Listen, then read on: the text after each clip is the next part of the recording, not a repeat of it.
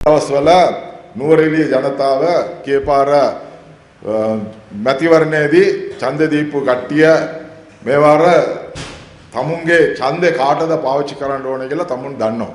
මොකද පෞගේ මාස 6කට ඉස්සෙල්ලා ජනාධිපති කෙනෙක් පත් වුණා. මාස 5කට ඉස්සෙල්ලා මේ ආණ්ඩුවක් පත් වුණා. පාර්ලිමේන්තුව මන්ත්‍රීවරු 5 දිනක් නුවරඑළිය දිනාගත්තා.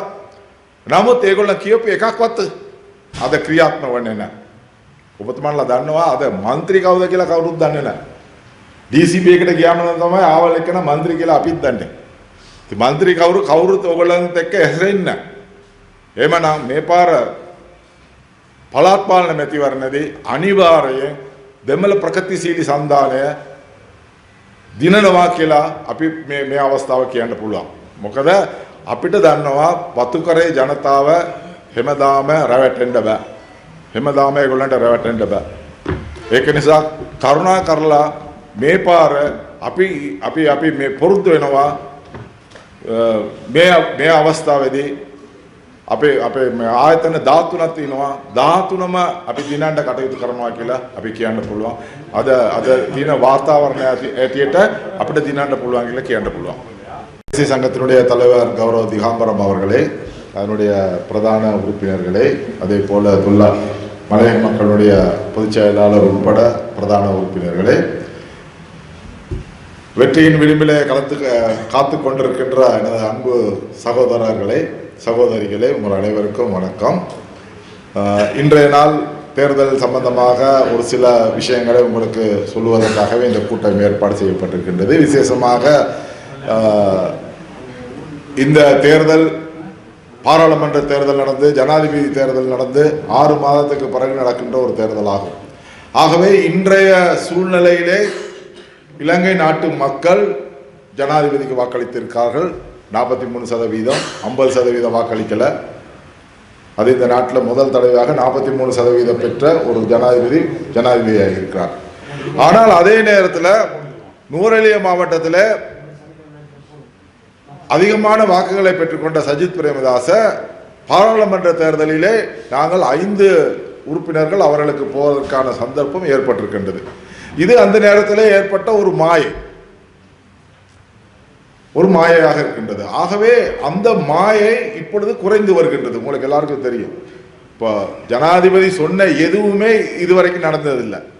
6 மாதத்தில் அவர், அதாவது நான் பார்லிமெண்ட்லேயும் பேசியிருந்தேன், கல்யாணத்துக்கு முதல்ல அவர் சொன்ன எதுவுமே கல்யாணத்துக்கு பிறகு நடக்கலை. அதான் உண்மை. லவ் பண்ணுற நேரம் நிறைய ப்ரொமிசஸ் கொடுப்பாங்க, ஆனால் கல்யாணம் பண்ண பிறகு அது ஒன்றுமே நடக்கலைங்க. அதுதான் இன்னைக்கு அனுரகுமார் திசாநாயக்கவுக்கும் நடந்திருக்குது. ஏதாவது நடக்கலை. இது வரைக்கும் யாரை கைது பண்ணியிருக்கிறாங்க? அந்த தென்னகோனை கூட கைது பண்ண முடியாமல் இப்போ 6 மாதத்துக்கு என்னது 10 நாளைக்கு முதல்ல தான் இப்போ அவராக போய் சரண்டர் அடைஞ்சதுனால அவரை கைது பண்ணாங்க. ஆனால் இதே ஜேவிபி இருந்திருந்தால், அதாவது எதிர்கட்சியில் இருந்திருந்தா அவங்க வெள்ளனாவே கைது பண்ணியிருக்க, எங்க இருக்காருங்கிற டீட்டெயில்ஸ் எல்லாம் விவரமாக சொல்லியிருப்பாங்க. அந்த டீட்டெயில்ஸ் அவங்க கிட்ட இருக்கும். ஆனால் இன்னைக்கு அரசாங்கத்துக்கு வந்ததுனால அது ஒன்றும் அவங்களால செய்ய முடியல.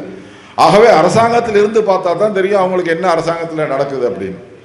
ஆகவே இந்த அரசாங்கம் தொடர்ந்து செல்லுமா என்ற ஒரு சந்தேகம் இன்றைக்கு இருக்கு. 159 பேர் இருக்காங்க. 189 பேர் காலையில் பார்லிமெண்ட்டுக்கு வருவாங்க, பகல் சாப்பிடுவாங்க, பார்லிமெண்ட்டில் உட்காந்துருப்பாங்க, அந்தி கொண்டு விடுவாங்க. அது ஒரு கிளாஸ் மாதிரி நடந்துக்கிட்டே இருக்கு. ஒரு மீடியா கான்ஃபரன்ஸுக்கு போக முடியாது, 4 பேர்கிட்ட பழகிறது இல்லை, யாரோடையும் பேசுறது இல்லை, ஓப்பனாக பேசுறது இல்லை, உட்காந்து பண்ணிக்கிட்டு இருப்பானுங்க. இதுதான் அவங்களோட கட்சி. அந்த கட்சி என்னன்னா அந்த பார்ட்டி செக்ரட்டரிக்கு டெல்வின் சில்வா என்ன சொல்றாரோ அதான் அங்கே கட்டுப்பாடு. இப்போ ஜனாதிபதி நேற்று முந்தின நாள் சொன்னார், பார்லிமெண்ட்ல எங்க அமைச்சர்கள்லாம் மந்திரிமார் சம்பளம் தான் எடுக்கணும் அப்படின்னு. அது என்னைக்குமே அவங்க கட்சியில் கொடுக்குற சம்பளம் தானே, அதுக்கு இதுக்குமே சம்பந்தமே கிடையாது. ஆனால் ஒன்று நாங்கள் தெரிந்து கொள்ள வேண்டும், மலையக மக்களுடைய பிரச்சனையை பற்றி ஜனாதிபதி வெளிவாரியாக பேசிய எந்த இதையுமே இன்னைக்கு வரை அமல்படுத்தலை. சம்பளம் உட்பட அவர்களுடைய மாடி வீடா, தொடர் வீடா, லயமா அல்லது 10 பாய்ச்சி காணியா என்கின்றதுக்கு இதுவரைக்கும் உத்தரவாதம் சொல்லவே இல்லை. ஆகவே அதை நாங்கள் இந்த மக்களுக்கு எடுத்துரைத்து மக்களை விழிப்படைய செய்து அந்த மக்களுக்கு நல்ல விஷயங்களை சொல்லி எங்களுடைய தேர்தல் பிரச்சாரங்களிலே ஈடுபட்டு தேர்தல்களிலே நாங்கள் செய்ய வேண்டும் என்பதை நான் சொல்லிக்கொள்ளுகின்ற அதே நேரத்தில் உங்களுக்கு தெரியும், இன்னைக்கு பட்டலந்த கமிஷன் ஒன்று சொல்லிட்டு இருக்கிறாங்க. பட்டலந்த கமிஷன் வைக்கணுமா வைக்கக்கூடாதா, பேசணுமா பேசக்கூடாதான்னு ஒரு பிரச்சனை இருக்குது. பட்டலந்த கமிஷனுங்கிறது 1971 பிறகு இந்த நாட்டில் கலவரம் நடந்தது. 88, 89 கலவரம் நடந்தது. 88, 89 நடந்த கலவரங்களின் பொழுது அந்த பட்டலந்த பிரச்சனை ஏற்பட்டது. அதுக்காக ஒரு கமிஷன் வச்சிருக்காங்க.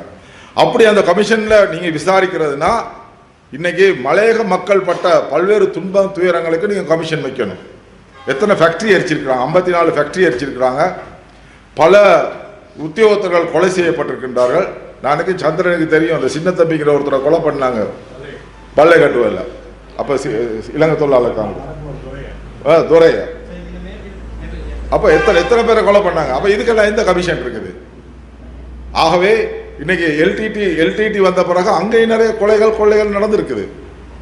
அப்ப அதுக்கு எந்த கமிஷன் இருக்குது? இன்னைக்கு அந்த தமிழ் மக்களுடைய பிரச்சனைகளுக்கு இன்னைக்கு எந்த கமிஷனை போட்டு செய்யறாங்க? ஒன்றும் இல்லை. ஆகவே நாங்கள் ஒன்றை தெரிந்து கொள்ள வேண்டும். இந்த நாட்டிலே ஜேவிபி கலவரம் வந்த பொழுதும் எல்டிடி கலவரம் வந்த பொழுதும் கொழுந்தெடுத்த ஒரே ஒரு இனம் இந்த மலையக மக்கள் தான். நம்ம தான் அன்னைக்கும் சம்பாரிச்சு கொடுத்தோம், இன்னைக்கும் சம்பாரிச்சு கொடுக்குறோம், கோவிட் வந்த நேரமும் சம்பாரிச்சு கொடுத்தோம். ஆகவே இந்த மக்களுடைய பிரச்சனைக்கு ஒரு தீர்வு காணுவதற்கான நடவடிக்கையை ஜனாதிபதி எடுக்க வேண்டும்.